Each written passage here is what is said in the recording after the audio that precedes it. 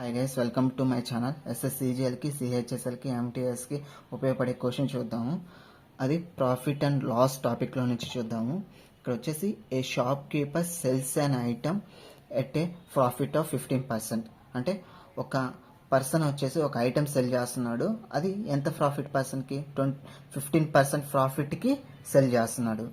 And uses a weight which is 20% less అన్నాడు. అంటే actual wait కన్నా 20% లెస్ అనే వెయిట్ని యూజ్ చేస్తున్నాడు అన్నాడు. అయితే fine he's actual profit percentage అన్నాడు. అయితే యాక్చువల్ ప్రాఫిట్ ఎంత అని అడిగాడు.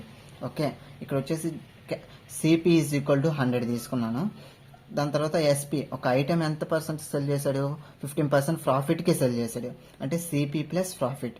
సిపి వచ్చేసి 100 ప్లస్ 15, ప్రాఫిట్ వచ్చేసి 15, 115. అంటే SP is equal to 115. Actual CP అతను యూజ్ చేసే వెయిట్ విచ్ ఈస్ 20% లెస్ అన్నాడు. అంటే ఇచ్చేదానికన్నా 20% తక్కువ యూజ్ చేశాడు. అయితే CP is equal to 100 minus 20 is equal to 80. Actual profit percentage is equal to SP minus CP by CP into 100. SP ఎంత? 115.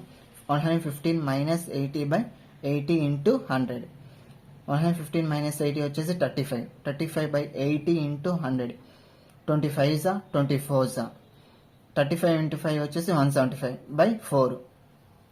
ఇక్కడ వచ్చేసి 4 4 జా 16, 1 15, 4 3 జా 12. ఓకే, 3 ఉంటుంది. పాయింట్ పెట్టుకున్నాం, 0 పెట్టుకున్నాం. 4 7 జా 28. ఓకే, రిమైండర్ 2 ఉంటుంది.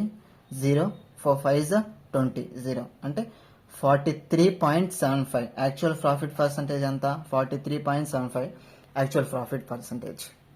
Okay, thank you.